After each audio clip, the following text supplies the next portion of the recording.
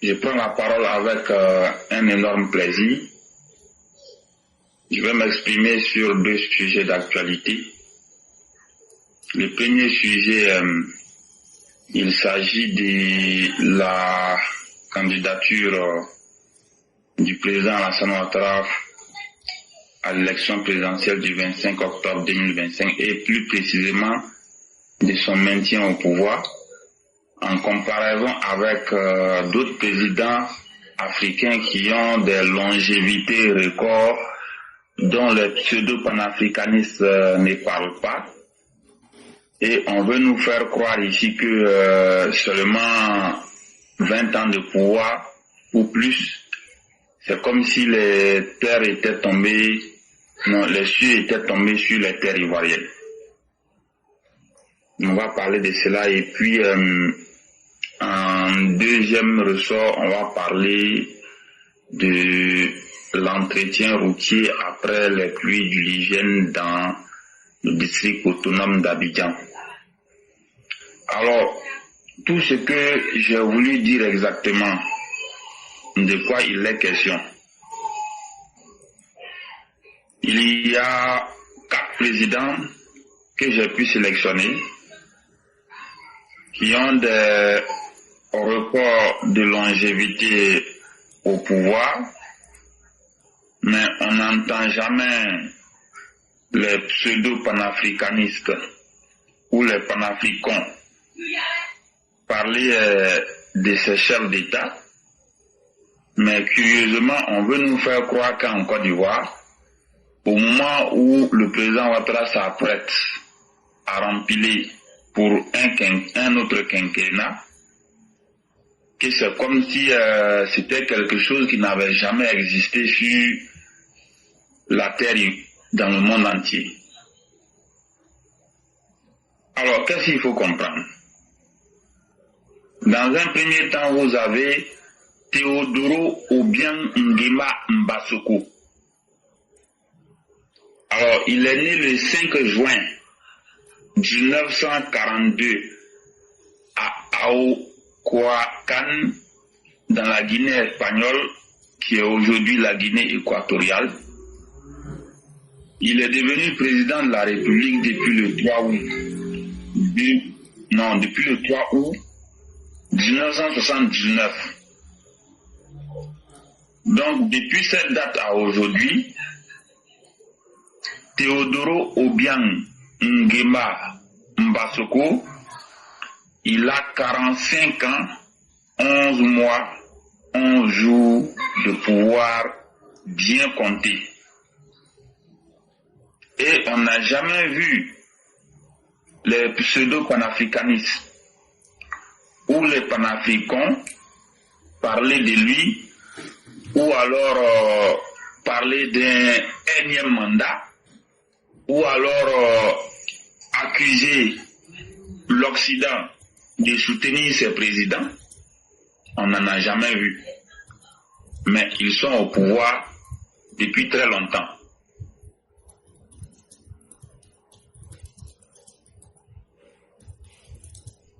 Donc, il y a ce président de la Guinée équatoriale qui est au pouvoir depuis plus de 45 ans. Et il n'y a rien qui se passe. Une chose est certaine, en Guinée équatoriale, la situation est quand même acceptable. Voilà. Il y a quand même une embellie économique. Et la situation est acceptable. Ensuite, vous avez Paul Barthélemy Biabi Mbondo. Il est né le 13 février 1933 à Mvo-Meka, au Cameroun. Alors, il faut préciser qu'il a été Premier ministre sous le règne Ahidjo Amadou de 1975 à 1982 et il est devenu président de la République depuis 1982. Et plus précisément, il est rentré en fonction le 6 novembre 1982. Alors, le sieur Paul Barthélemy Biya Mvondo, communément appelé Paul Biya, il a exactement 42 ans, 8 mois, 8 jours de pouvoir, sans partage. Et on n'a jamais vu de Franklin Nyamsi, de Nathalie Nyam, de Kémy Séba, ou alors les panafricains et les pseudo-panafricanistes dire que Paul Biya, il a trop duré au pouvoir et qu'il devait dégager. On n'a jamais vu ça. Ça, c'est la précision des tailles. Quoi qu'il en soit, le niveau de corruption ou la vie économique au Cameroun, je ne vais pas juger. Mais une chose est sûre, on constate que c'est sous le règne Paul Biya, quand même, il y a la stabilité politique. Quand je parle de stabilité, c'est-à-dire il n'y a pas trop de conflits en tant que tels. Il y a des conflits, c'est certes vrai, au nord, avec les sécessionnistes qui ont voulu créer l'état de l'Ambazonie. C'est certes vrai. Mais on ne voit pas que sous son règne, c'est comme actuellement avec les putschistes où les terroristes, ils ont complètement délabré le Burkina et le Mali. Une chose est sûre, il fait quand même de son mieux pour stabiliser le Cameroun. Alors, on a aussi un autre, Yoweri Museveni, président de la République de l'Ouganda. Il est rentré en fonction le 26 janvier 1986, donc il totalise aujourd'hui 39 ans, 5 mois, 17 jours de pouvoir. Yoweri Museveni. On n'a jamais vu également les pseudo-panafricanistes ou les panafricains, ou bien ceux qui passent leur temps à insulter le président Ouattara, dire que Yoweri Museveni, il avait trop duré au pouvoir et qu'il devait partir. On n'avait jamais vu ça. Le quatrième, vous avez Denis Sassou Nguesso. Il a pris fonction le 25 octobre 1997. Dès cette période jusqu'à aujourd'hui, il a bien 27 ans, 8 mois, 18 jours de pouvoir. On n'avait jamais vu non plus un pseudo-panafricaniste ou bien un panafricain dire qu'il avait trop duré et qu'il ne devrait pas.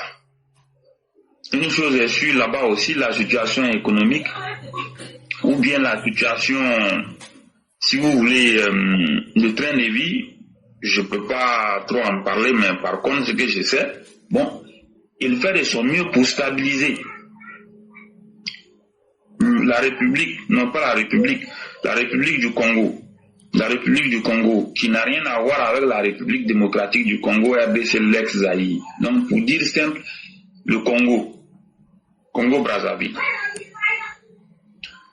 Alors, lorsque j'ai fini avec ces 4 cas, je reviens en Côte d'Ivoire, où le président Alassane Ouattara, il a pris fonction en mai 2011.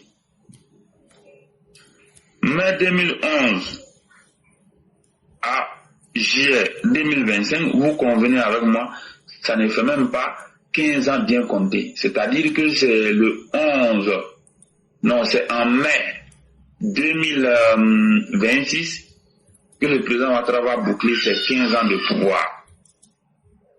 Voilà. Alors, de quoi il est question? Le président Ouattara, il est clair qu'il va faire son annonce pour déclarer sa candidature à l'élection présidentielle du 25 octobre 2025. Et on voit des délinquants, des désœuvrés, des affamés et assoiffés politiques, des hommes complètement perdus qui essaient de battre pavé pour nous servir quoi? Non à un 4e mandat. Le président Ouattara ne doit pas être candidat. Le président Ouattara, il doit libérer les planchers. Alors, tout ça, nous disons que nous coupons court. Le président Alassane Ouattara, il est candidat le 25 octobre 2025 pour l'élection présidentielle. Donc, fort de cela, il n'y a même pas de débat. Quand j'ai fait cette comparaison avec les autres présidents, c'est pour dire quoi? Quelqu'un qui n'a même pas encore effectivement 15 ans de pouvoir, qui a réussi à avoir plus de 500% de taux de croissance de son budget comparativement à 2010. Quelqu'un qui a amélioré le revenu des travailleurs, qui a amélioré nettement la situation économique, la situation politique, la stabilité du pays, la sécurité. Donc, nous disons qu'il n'y a plus matière à débat. Comparativement à ceux qui ont fait les 45 ans de pouvoir, 42 ans de pouvoir, 39 ans de pouvoir, ou alors 27 ans de pouvoir, ou alors 20 ans de pouvoir, si vous voulez, ou plus de 15 ans de pouvoir, il n'y a pas photo. En termes de comparaison, il n'y a pas photo. Nous le disons toujours, c'est parce que la Côte d'Ivoire a des hommes politiques en son sein qui sont extrêmement méchants et précaires. C'est fort de cela qu'on voit toujours certains s'élèvent pour attaquer le président Ouattara. Sinon, ce qui devrait se passer en Côte d'Ivoire, c'est que tout le monde devrait s'accorder sur le fait que le président Alassane Ouattara doit rester au pouvoir à vie. Et que la seule chose qu'on devrait critiquer, c'était de voir, lorsqu'on voit que dans un secteur d'activité comme l'électricité, comme les infrastructures routières, comme l'eau potable, comme la santé, comme l'agriculture, comme le logement, la construction, les mines, les pétroles, si on voit qu'il y a des problèmes, on fait ressortir ces problèmes pour critiquer, et puis les gens corrigent pour améliorer la situation. C'est ce qui devrait se passer. Au lieu de passer tout le temps à dire non à un 4e mandat, Ouattara doit quitter le pouvoir, Ouattara a trop duré au pouvoir, Ouattara ne doit pas rester au pouvoir. Les hommes politiques ivoiriens devraient s'accorder sur le fait que Ouattara doit rester au pouvoir à vie et que tout ce qu'ils devraient faire, c'était de regarder attentivement ce qui se passe dans tous les secteurs d'activité. Chaque fois qu'il y a un problème qui ne se porte pas bien, ou bien un secteur d'activité, plutôt au lieu de dire problème qui ne se porte pas bien. Chaque fois qu'il y a un problème, ou bien un secteur d'activité qui comporte quelques anomalies, ou alors un secteur d'activité qui ne se porte pas bien, en ce moment précis, ce qu'on devrait faire, c'était de venir exposer le problème, d'attirer l'attention du décideur sur le problème. Comme ça, le décideur allait prêter une oreille attentive et rectifier, corriger la situation. Voilà ce qui devrait se passer. Parce qu'à la fin de la journée, c'est quoi? On passe tout le temps à bavarder. La politique, là, on fait la politique pour améliorer le quotidien des populations. Point final. Et l'amélioration du quotidien des citoyens passe par quoi? L'accès à l'éducation, l'amélioration de la qualité de l'éducation, l'accès à l'eau potable, l'accès à l'électricité, la libre circulation à travers des moyens de transport innovants et à travers des infrastructures routières de bonne qualité, l'accès aux soins, la santé, le développement industriel, l'amélioration du secteur de l'agriculture, le développement des agro-industries et aussi l'amélioration du secteur des mines, du pétrole, de l'énergie, et aussi un accent particulier sur l'aspect social. Voilà tous les secteurs d'activité qui résument en réalité l'amélioration du quotidien des citoyens. C'est sur ces aspects-là qu'on attendait nos hommes politiques. Pas autre chose. On ne peut pas passer le temps à bavarder, à raconter tout et n'importe quoi, en oubliant complètement les secteurs d'activité clés qui concourent à l'amélioration de la situation des populations. Malheureusement, vous avez en Côte d'Ivoire les hommes politiques dans l'opposition qui sont les plus médiocres de la planète. C'est-à-dire les hommes politiques, les opposants, les hommes politiques opposants de Côte d'Ivoire sont les politiciens les plus médiocres de la planète Terre. Ça, je peux vous le confirmer. Donc tous ceux qui veulent, ils peuvent continuer à bavarder, c'est leur problème. Ouattara ne sera pas candidat, Ouattara est vieux, non à un 4e mandat, Ouattara doit partir. Ils peuvent continuer à bavarder, mais le message, il est très clair. Son Excellence, M. Alassane Ouattara, le président de la République, sera candidat à l'élection présidentielle du 25 octobre 2025 et il sera déclaré vainqueur à l'issue de la compétition électorale dans de très bonnes conditions. Laquelle compétition électorale sera complètement transparente et ouverte à tous. C'est cela la réalité. Quand je dis ouverte à tous, il s'agit bien entendu de ceux qui respectent les critères, parce que c'est cela aussi. L'ouverture du scrutin à tous veut dire l'ouverture du scrutin à ceux qui respectent les conditions. Il faut que les choses soient suffisamment claires. Donc sur ce sujet, les gens peuvent continuer à bavarder, mais une chose est sûre, nous disons que le président Ouattara, il doit rester au pouvoir. Et si ça ne tient qu'à moi seul, moi je dis le président Ouattara doit rester au pouvoir à vie. Voilà, voici mon avis sur la question. Maintenant, le deuxième sujet, la dernière fois, je pense que j'en avais déjà parlé, mais c'est la répétition qui est pédagogique. Les pluies diluviennes sur le district autonome d'Abidjan sont complètement derrière nous. Donc, nous voulons demander aux structures compétentes, les structures en charge de l'entretien routier, de procéder à des travaux d'entretien de réparation des routes sur le district autonome d'Abidjan. Dans toutes les communes, par endroits souvent, il y a des nids de poules qui ne nécessitent pas grand-chose pour faire les réparations. Donc, nous encourageons les structures compétentes à le faire. Cela dit, j'avais même constaté que les structures compétentes avaient déjà commencé à procéder aux réparations et entretiens de certaines routes. Mais il faut que cela continue de sorte à assurer la libre circulation et à offrir des routes de très bonne qualité aux populations. Je vous remercie. Merci beaucoup le concurrent, merci encore pour cette clarté. Un bon didacticien, le père Amara Koulibaly faisait montre de vos qualités en termes d'organisation. Et moi, ça ne me surprend pas. Comme on le dit chez nous de façon triviale, connaisseur connaît. C'est Gawa qui fait semblant. Mais une chose est évidente, comme vous venez de le dire, hein, même ne serait-ce qu'à voir le communiqué laconique qu'ils ont produit hier en disant qu'au-delà de leur guéguerre et de leur souffrance, qu'eux ils s'attendent à ce que le président Ouattara puisse libérer les Ivoiriens en disant qu'il n'est pas candidat. Mais nous aussi on le dit, hein, si le président Ouattara dit qu'il n'est pas candidat là, c'est que la Côte d'Ivoire ne va pas respirer aussi. Ah oui, chers Ivoiriens, apprêtez-vous à ça. Ce qui est mieux pour la Côte d'Ivoire là, le président Ouattara n'a qu'à dire qu'il est candidat, comme ça là tout le monde va être en paix. Sinon là, vous ne pouvez rien faire parce que vous ne valez rien et vous n'intéressez personne. Donc on n'a même pas besoin de vos avis. Et on n'a même pas besoin de ce que vous nous donnez une ligne de conduite à suivre. Intéressez-vous à vos problèmes. Dites la vérité à vos propres militants des lacunes que vous traînez derrière vous chaque jour.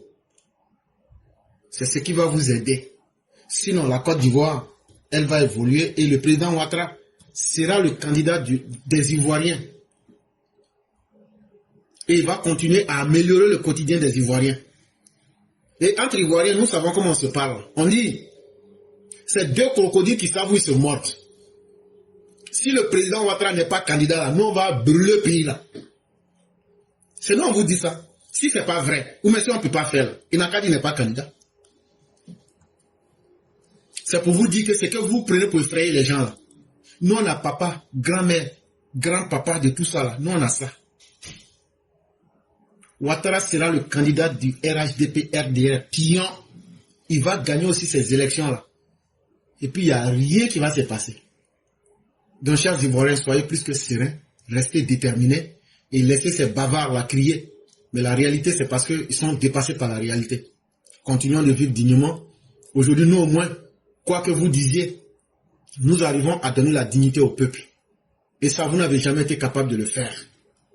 Et donc, chers Ivoiriens, faites confiance en la vérité. On dit, poisson qu'on te promet là, si tu n'as pas ça entre tes mains là, ce que tu as dans ta main là, il ne faut pas sous-estimer ça. Il faut garder ça. La paix que le président Ouattara nous donne aujourd'hui, avec aujourd'hui la sérénité que nous gagnons là. On ne peut pas tous devenir milliardaires, mais au moins on est tous vivants et on travaille petit à petit pour améliorer notre quotidien. Nous, on préfère ça. Nous, on préfère ça. Nous, on préfère ça. Et Sunyata, merci infiniment. Et que la grâce de Dieu demeure à nous. Continuons à frapper. Ne sous-estimons pas ce que nous disons. Des milliers de personnes nous suivent, comme je le disais, pas moins de 25 000 personnes par jour. Le message a un impact. Et le message touche les gens. Restons déterminés. Continuons de propager la bonne parole. Tôt ou tard, ça va toucher certains esprits qui vont s'ajouter à nous. Merci de votre détermination. Quand je m'imagine depuis les débuts jusqu'à aujourd'hui, souvent je regarde Mère Blanc, quand je lis ses éditos, au fond de moi-même, je me dis, mais quelle fidélité. Et tu en fais partie comme beaucoup d'autres personnes. Vraiment, je vous dis merci. On aurait pu faire ces émissions-là et puis passer rapidement. Mais vous aviez des personnes comme vous, les EPV, vous avez donné notre dimension aussi à ces émissions-là. Chacun est venu avec sa compétence. Sans rien demander. Pendant 5 ans, ça fait 60 mois de nos vies. Et pour une deuxième fois, on va accompagner le président dans une certaine unité, dans une certaine symbiose. Et encore, à tous ceux qui sont restés silencieux, mais qui étaient toujours là, je crois que quand on va finir avec la présidentielle, on va organiser une séance pour rendre hommage à tous les EPV. Pour saluer aussi toutes ces personnes qui sont restées là dans les prières. Quand j'imagine nos parents, les Ivoiriens qui disent à nos enfants, ce que vous faites là, c'est bien. Grâce à nous aujourd'hui, on comprend un peu la politique. À ce que les gens nous cachaient là. Dans le grand français là, vous venez vous dire ça. Un coup comme ça, nous on comprend. Il dit, c'est ce qui fait même que maintenant, même nous, on aime la politique là. Donc, il dit, c'est grâce à toi qu'on a compris que la politique là, si on ne s'intéresse pas à ça, là, les gens vont nous tromper. C'est du grand travail. C'est une grande reconnaissance. Et ceux ou celles qui ont pu faire ce travail-là, certainement viendraient un jour, il faudrait qu'on puisse s'arrêter pour leur dire merci. Quels que soient les problèmes personnels que nous avons, vous aviez toujours été là pour toujours consoler les Ivoiriens, pour toujours leur ouvrir la voie à une certaine compréhension. Vraiment, merci à chacun d'entre vous. Et à tous ceux qui veulent s'ajouter à nous, vous avez vos compétences, venez tel que vous êtes, ajoutez-vous et faites un plus. Le monde n'est beau que dans la diversité. Vous voyez, quand on entend chacun, quand Mère Fiona a apporté à faire des woubiles, moi je n'allais même pas parler de ça, tellement ça m'énerve. Mais quand elle parle de ça, là, quand je donne mon avis, je finis par m'oublier et puis je donne ce que j'ai à donner. Yann, lui, il est venu, lui, il a parlé de spiritualité, on a fini, on passe à autre chose.